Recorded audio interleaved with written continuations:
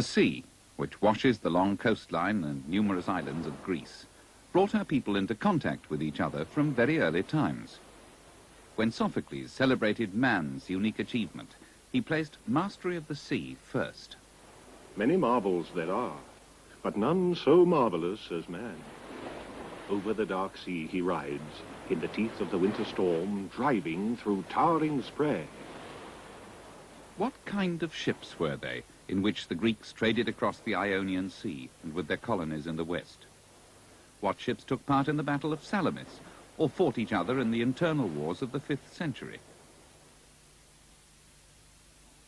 There were two distinct types of Greek ship, the long and the round, the warship and the merchantman. The contrast between the two is very clear on this black figure cup in the British Museum. Both have masts amidships, a single square sail and landing ladders. But there the resemblance ends. The warship, its oars arranged on 2 levels, glides through the water with its deadly ram ready to strike on the waterline. The merchantman sits deep in the water and relies on its sail. The largest ships were too heavy to beach and had to be towed in and out of harbour. The gangplank is carried astern because such ships were moored stern to the shore in what is still known as the Mediterranean moor.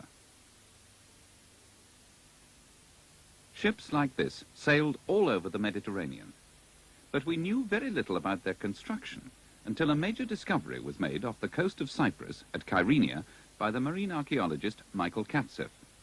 We were searching the coast of Cyprus for ancient shipwrecks and found several in the autumn of 1967, but our most important find we were led to by Andreas Cariolo. Several years earlier, he had discovered the site of the Kyrenia ship and very kindly took us to it. What we saw was a mound of amphoras, ancient wine jars, and immediately we realized that what was there was intact. We surveyed it, roughly determined its size, but the most important thing was that we were able to ascertain its date by the distinct shape of the jars that form part of the mound. Jars dated to the 4th century BC, and there was no other ship of this period, so we realized its importance and the necessity to undertake its excavation. The first year's work was simply a survey lasting 1 month.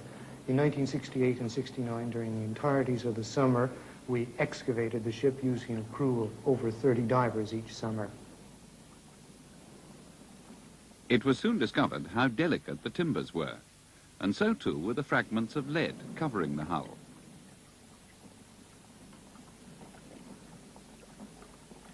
Each piece of wood was identified and mapped before being brought to the surface.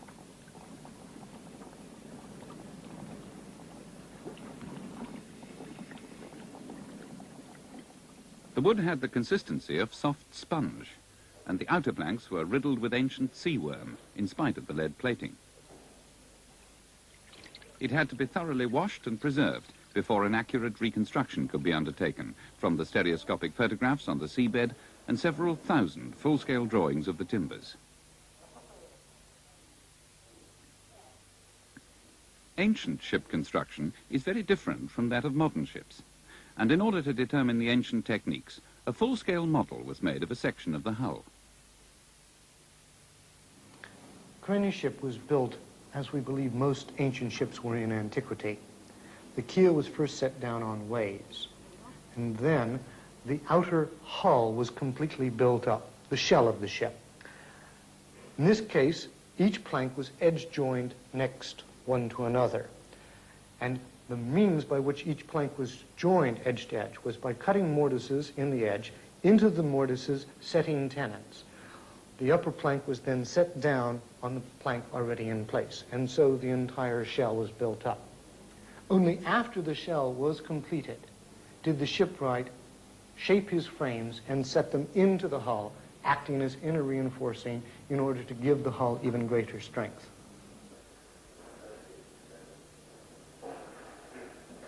In the reconstruction, the ancient technique had to be reversed because the timbers had been flattened under the weight of the cargo and so lost their original shape.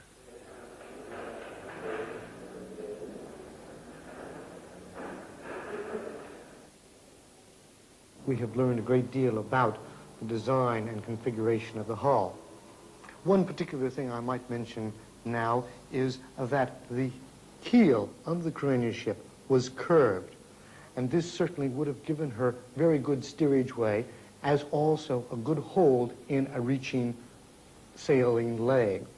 We also have found a number of pieces of the standing and running rigging for which there are no parallels from the Greek and Hellenistic periods. We found a steering oar down in the stern area. We believe that this steering oar is in fact a spare. The reason we believe it is spare is because we found no evidence as to how she was lashed or held on board. From the steering oar and also from the mast step, we begin to understand somehow how she was sailed. We believe that she had a single square sail. Our main reason for concluding this is because in the stern, in a locker, we found over 300 lead rings. We believe these are part of a spare sail. These lead rings cannot be associated with any kind of fore and aft rig, but really only effectively work with a square sail. And when we tested it with our fiberglass miniature model, we found that she did in fact sail very efficiently with this square sail, and it was amazing how close she could point into the wind. The Carina ship would have made about 4 or 5 knots in favourable conditions. She was about 15 metres long, probably average for merchantmen in our period. She carried between 20 and 30 tons of cargo. Heavy cargo ships that could not be beached required harbours protected from prevailing winds by moles and from land attack by defensive walls. As Corinth had 2 harbours, she was forced to build walls miles in length to connect them to the main city and Acrocorinth. Corinth grew rich partly because she used her commanding position to control shipping taking a short cut across the isthmus, and so avoiding the projecting fingers of the Peloponnese. In modern times, the Corinth Canal provides easy access from the Corinthian to the Saronic Gulf. The Diolkos, a paved track, ran across the isthmus on much the same lines. Ships, both merchantmen and warships, were dragged along the track on trolleys. The ruts made by the wheels are still visible, 1.5 meters apart. The track is paved with huge poros blocks incised with Corinthian lettering of the early 7th century. They may have been some sort of loading or road signs. In 1956, part of the track was excavated by Dr. Verdelis. He found evidence of superb engineering, and where the tracks curved steeply, there were low ridges to hold the trolley wheels in place. But we can only guess at the mechanical contrivances employed to operate it. From ancient references, we know that the Diolkos was used in the Peloponnesian War. Indeed, it was still in use in the 9th century AD. Like Corinth, Athens in the 6th century was a considerable sea power, but her fleet was subsidiary to her army. Themistocles' policy was to transform Athens into the strongest sea state in Greece. He used the threat of Persian naval activity to persuade the Athenians to move their warships from the open beaches of Phaleron, where they were within sight of the Acropolis, but unprotected from any sudden attack. Themistocles removed the ships to the safety of the natural harbours of Piraeus, which he fortified with walls. The narrow entrance channels could be closed with chains.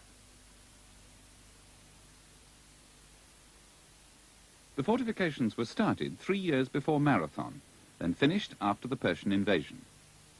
Later, Athens herself was connected to Piraeus and the sea by her long walls. Modern Piraeus has overlaid or destroyed most of the harbour installations of ancient Athens. Then, as now, Canthros was the main commercial harbour. Here the fleet assembled for the ceremonial departure of an expedition at a special jetty. In an emergency, the presiding committee of the Assembly met on the actual jetty and stayed in continuous session until the fleet set sail. The fleet was kept in the smaller harbours of Munichia and Zea. Ships of the line were kept out of the water when not in use and under cover to protect them from sun and rain. The shore of the circular harbour of Zea is fringed today by pleasure craft. As in the past, it was fringed by Athenian warships in their ship sheds. Remains of slipways cut in the rock can still be glimpsed at the water's edge. 196 ship sheds once fitted into this harbour. Perhaps the comic writer wasn't joking when he put the dockyard first among the glories of Athens.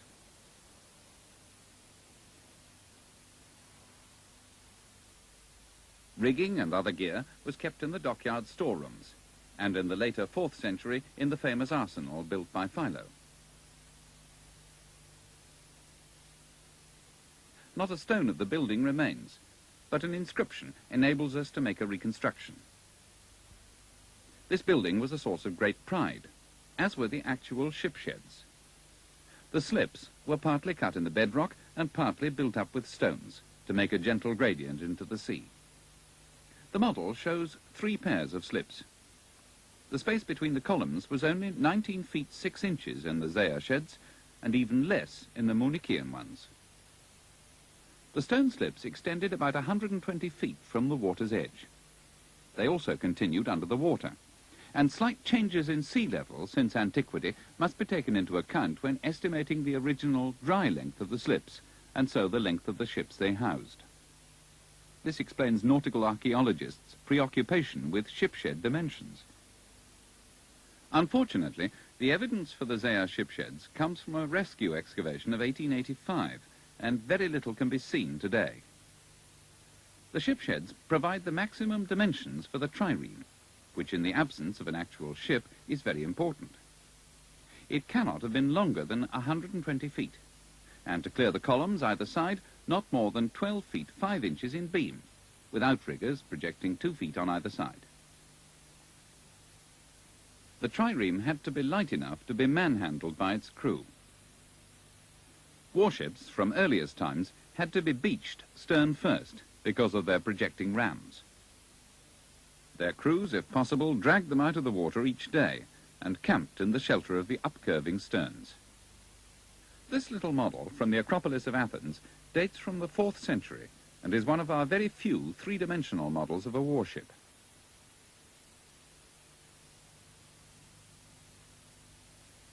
Trireme means 3-fitted and refers to the disposition of the oars. But unfortunately, there's an almost complete absence of representations of a trireme in the 5th and 4th centuries. The Lenormand relief, also found on the Acropolis, is the only one showing oars at 3 levels. This has been used for many reconstructions, but no satisfactory model has been devised which allows the lower oarsmen room to complete their strokes. Fortunately, it's a carefully worked out relief. The delicate carving brings out the light superstructure of the Greek warship. The thole pins of the topmost oars are carried by an outrigger, while the lower oars pass through ports cut in the hull. In our period, the crews were drawn from the poorer citizens and resident aliens, and rode naked on leather cushions, shielded from the sun by the deck.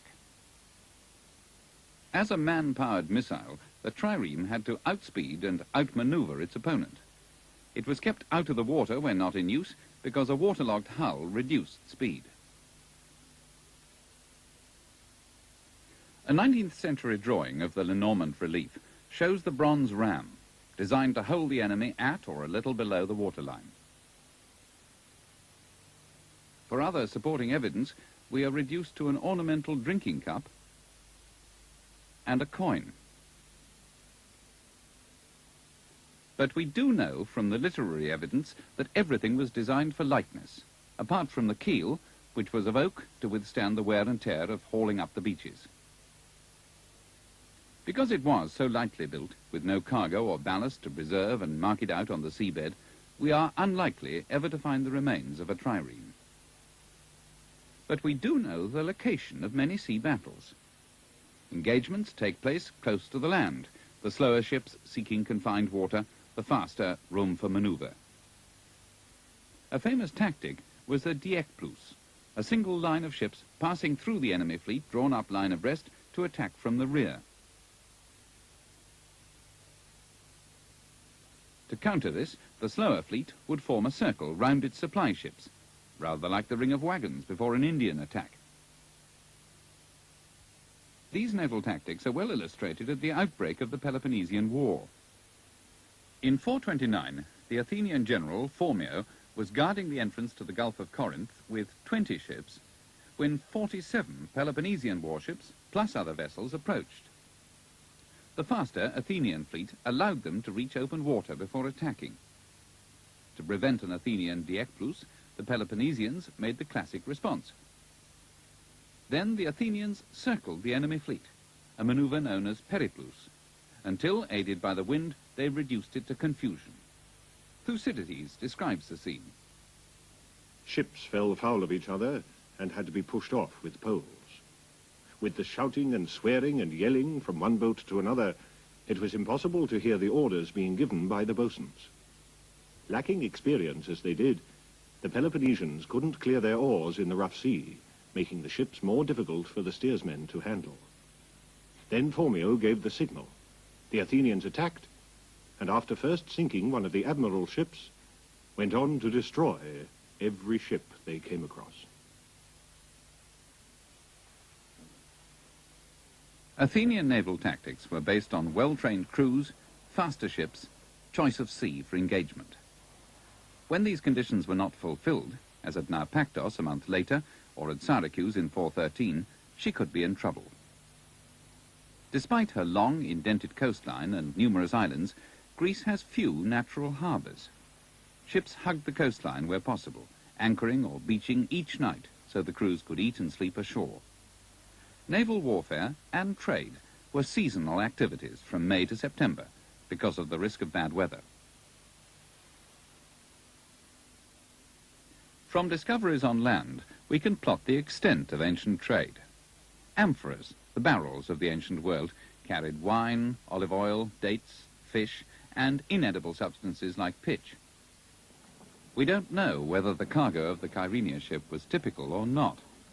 She certainly carried large quantities of amphoras, identified by their shape as from Rhodes and Samos, both places renowned for their wine. She also carried blocks of volcanic stone carefully carved with slots. They were finally identified as the remains of a cargo of millstones quarried on the island of Nisiros.